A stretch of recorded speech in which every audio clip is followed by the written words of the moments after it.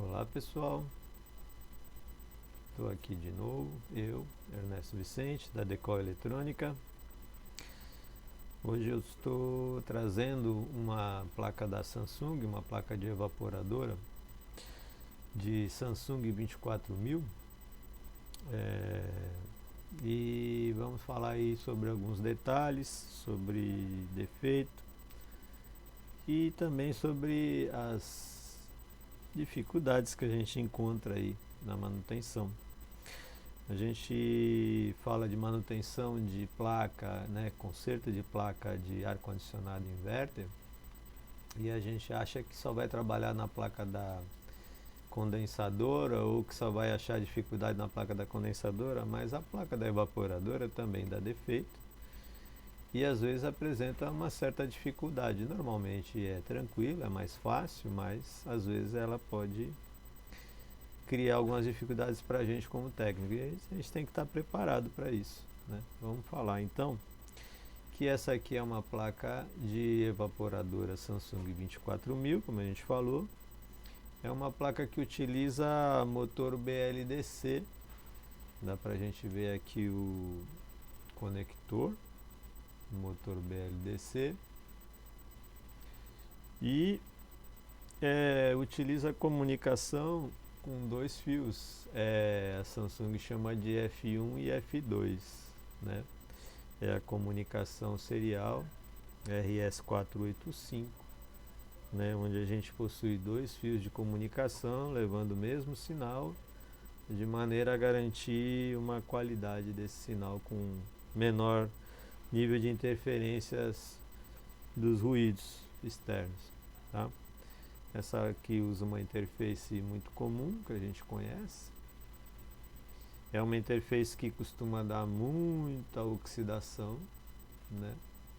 Provocando defeito aqui nos LEDs. Os LEDs ficam acesos e aí acaba enganando a comunicação do código de erro, né? Acaba fazendo uma identificação errada. A Samsung, a gente sabe que tem código de erro lá na placa da condensadora, na placa externa, né? E aqui, geralmente, quando ela fala dos erros desta interna, né?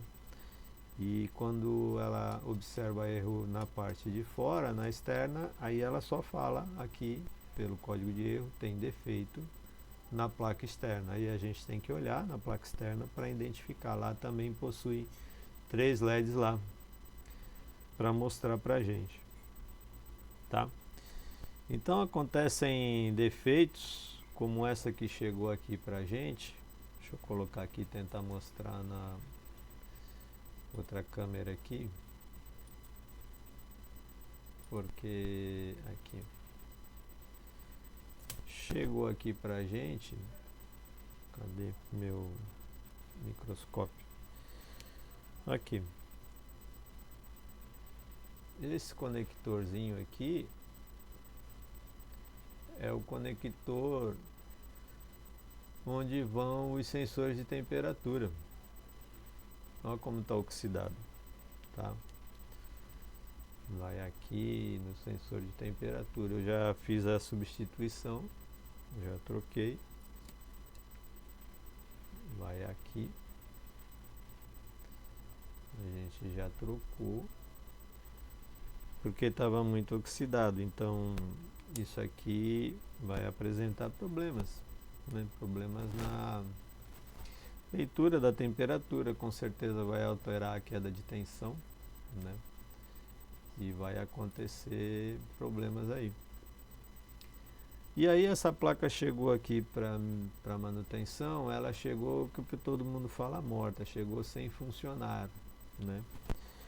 Então o técnico no local, o que ele pode fazer logo de cara? A primeira coisa que pode ser feita lá é desplugar o motor do ventilador, o motor da ventoinha. Por quê? Esses motores, eles, como a gente sabe, são motores BLDC de 5 fios e eles possuem um circuito eletrônico dentro deles, né?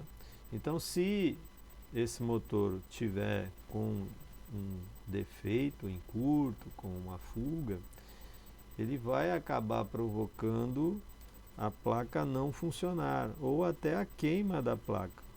É possível também, se o motor estiver em curto, vai acabar fazendo a queima da placa. Esse motor a gente sabe, o motor BLDC, a gente sabe que é alimentado pela placa, né? E aqui a gente encontra, vou colocar aqui que é mais fácil da gente mostrar. A gente encontra a placa fornecendo alimentação de 300 volts, né? Aqui é o terra negativo, aqui a placa fornece 15 volts para poder alimentar o circuito que está lá dentro, assim como o 300 volts, o circuito que está dentro do motor. Aqui a gente tem uma regulação da velocidade, um controle de velocidade, é uma tensão que varia aí de 0 a 5, 6 volts, 7 volts até. E aqui a gente tem o que a gente chama de feedback, é o fio do retorno, né? Então, dentro do motor está o circuito eletrônico, lá dentro do motor, né? Aqui o motor, ó. Dentro do motor está o circuito eletrônico. Essa identificação a gente sempre encontra aqui, ó, na etiqueta. A etiqueta aqui, ó, ela sempre tem a identificação do que são esses fios do conector, as cores e tudo. E aí o que acontece? Se esse motor tiver com problema, ele derruba o funcionamento da evaporadora. Então a primeira providência, a gente desconecta o motor, realimenta a placa, né? Evidentemente sempre conectar ou desconectar periféricos da placa sempre desenergizada, sempre desligada. Aí a gente despluga o motor e reconecta a placa e volta. Algumas vezes, quando o defeito é do motor, a gente vai ter sucesso, a placa volta a funcionar. Não foi este caso, e aí o técnico retirou a placa para a gente verificar. Chegando aqui, a gente faz a verificação. Como a gente faz é de praxe de conserto, né? A gente que trabalha na manutenção sabe disso. A primeira coisa, a gente faz a verificação da fonte de alimentação. Vamos ver se a fonte primária está gerando e se está gerando as fontes secundárias, né? Vamos colocar aqui para a gente tentar ver aqui um pouco mais de perto. A parte da fonte, ó, dá até para ver aqui o circuito integrado, um top 253, é um circuito integrado muito comum, um chaveador de fonte, costuma queimar muito, né? Então aqui é a parte primária da fonte, né? E a gente verifica se está chegando energia aqui, aí a gente verifica se está chegando energia no secundário da fonte, né?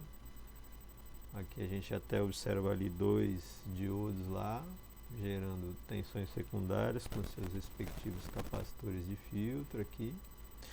E aí vai passar por reguladores, e aí vai gerar outras tensões. Geralmente essas placas trabalham com 12 volts, trabalham com 5 volts, algumas podem trabalhar com 3 volts, né? Para poder fazer o funcionamento de todo o circuito, principalmente do microcontrolador, acionamento de relés, etc. e tal. É o que a gente tem aqui nessa placa. Ocorre que, neste caso, a placa estava com as fontes de alimentações todas normais. E mesmo assim, ela não produzia nenhum trabalho, não ligava. E aí, quando isso acontece, remete ao microcontrolador. A segunda etapa de uma verificação é vir para verificar o microcontrolador. E aí a gente tem que ter o conhecimento sobre microcontroladores, né? Do básico, né? O que um microcontrolador, deixa eu colocar ele aqui que aí dá pra gente ver. O que um microcontrolador precisa para funcionar? Todo microcontrolador, ou pelo menos, né, a grande maioria deles, vai precisar sempre da alimentação, né? É, a gente faz a verificação. Ah, mas como é que eu vou descobrir? Bom, é possível fazer o levantamento pelo esquema elétrico, quando existe, quando possível. E quando não, a gente consegue o datasheet do componente, né? A identificação, nesse caso aqui, ele tem uma identificação que é do fabricante, né? Microcontrolador é um componente que é programável e neste caso é programado pela Samsung, e aí ela coloca uma identificação. Mas no corpo do componente tem a identificação do microcontrolador. E aí a gente faz o levantamento pelo datasheet e aí consegue a identificação dos pinos. E aí a gente vai conseguir identificar qual que é o pino de VCC, qual que é o pino de VSS e por aí vai.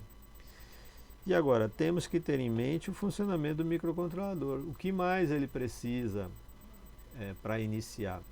Além do VCC, né, além da alimentação e do negativo, ele precisa, geralmente a gente encontra, ele precisa do clock, o oscilador de clock. E geralmente a gente vai encontrar, para gerar esse clock, algum cristal, né? Filtro ressoador ou cristal. No nosso caso a gente está vendo aqui um cristalzinho para gerar uma frequência que a gente chama frequência de clock, né? Para poder determinar a sequência de trabalho, para que ele trabalhe com os sinais de maneira sincronizada. Então existe um clock, tá? Um relógio, um sinal constante, uma frequência constante, a partir da qual ela vai ser referência para entradas e saídas de sinais, tá? Outra coisa, outro circuito que a gente sempre vai encontrar é um circuito que a gente chama de reset ou reinicialização. Todo microcontrolador ele faz diversas operações e isso vai ocasionando uma fila, tem buffers e latches dentro dele, né? E aí, para que ele inicie a operação, a gente precisa botar esses valores, níveis altos, níveis baixos, todos no lugar. E aí, para que isso aconteça, existe um circuitinho de reset. O que é isso? Dependendo do microcontrolador, ele vai trabalhar com reset em nível alto, ou o microcontrolador vai trabalhar com reset em nível baixo. Quer dizer que quando eu faço reset, eu aplico tensão, ou quando eu faço reset, eu tiro a tensão, né? Esse nível alto ou baixo no pino do reset. Então a gente tem reset que é barrado e reset que não é barrado, ou seja, reset que trabalha com microcontrolador que vai trabalhar com reset nível alto, ou microcontrolador vai trabalhar com reset nível baixo. A gente consegue verificar isso pelo datasheet, né? E aí a gente tenta identificar quais são os pinos e qual o circuito. Então a gente consegue fazer essas verificações. É muito importante para que a gente não acabe condenando um microcontrolador, né, por consequência uma placa, né, sem necessidade. No nosso caso foi o que aconteceu aqui. Viemos fazer a verificação do microcontrolador, uma vez que existia as fontes, estavam existindo. E aí então a gente buscou se tinha oscilador de clock. A gente viu que tinha, né? A gente utiliza o de preferência o osciloscópio para a gente verificar a frequência, se está certinha, se o formato dela está certinho, gerando o clock. E em seguida a gente verifica se tem o reset, né? E aí, não precisa ser necessariamente nessa sequência, você pode procurar uma coisa ou outra. Neste caso aqui, quando a gente foi buscar o reset, a gente percebeu que tinha um problema, né, no circuitinho. Acabei identificando aqui o resistorzinho de 12K SMD aqui aberto, tá até ele aqui, ó, separadinho aqui. E aí a gente substituiu e pronto. E a placa voltou a funcionar, né? Então é isso, é um empilhamento de conhecimento que a gente tem que ter, né, dentro da eletrônica para fazer reparos de placas, né? Eu vejo muita gente pede, conversa, fala com a gente, eu quero aprender, me ensina a consertar placa, eu quero aprender a consertar placa.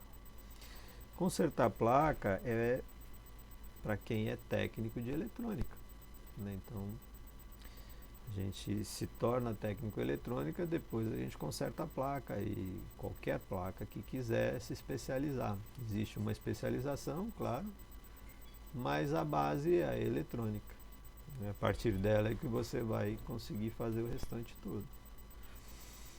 Nesse caso aqui desta placa da Samsung, foi até relativamente fácil de chegar no problema, né? Uma vez que a gente tem a base do conhecimento da eletrônica.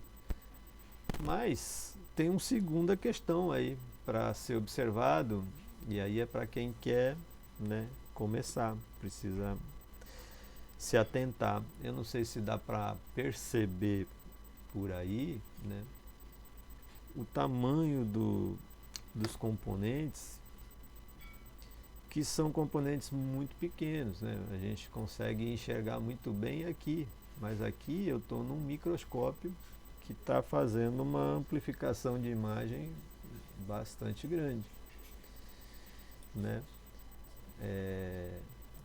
Vamos tentar ver se a gente consegue levantar aqui para tentar dar uma noção. Quem já viu, quem trabalha, quem já viu uma placa tem ideia, né? Então tá aí, ó, dá para ver que são micro SMD, né? E aí é onde eu quero chamar a atenção para isso. Você quer trabalhar com eletrônica, tem que estar disposto a esse desafio da microeletrônica, né? Das pecinhas muito pequenininhas, difícil de enxergar, e aí você estiver disposto a trabalhar, estiver na profissão, tem que estar disposto a conseguir o equipamento, os instrumentos necessários, né, para poder trabalhar, paciência para poder trabalhar, a mão firme para poder trabalhar. Então tudo isso vai contar, né, para trabalhar com placas de eletrônica. Existem placas que são mais fáceis, né?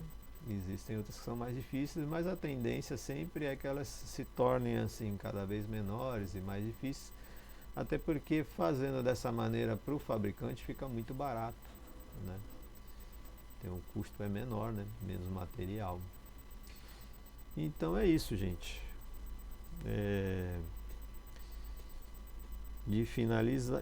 Finalizando, eu acredito que se você fizer essa opção, não acredito que não se arrependa. Não irá se arrepender. É uma profissão que está em franco crescimento, franca expansão. Uma demanda muito grande de serviço, uma necessidade muito grande de técnicos. Tá bom? Vejo vocês na próxima.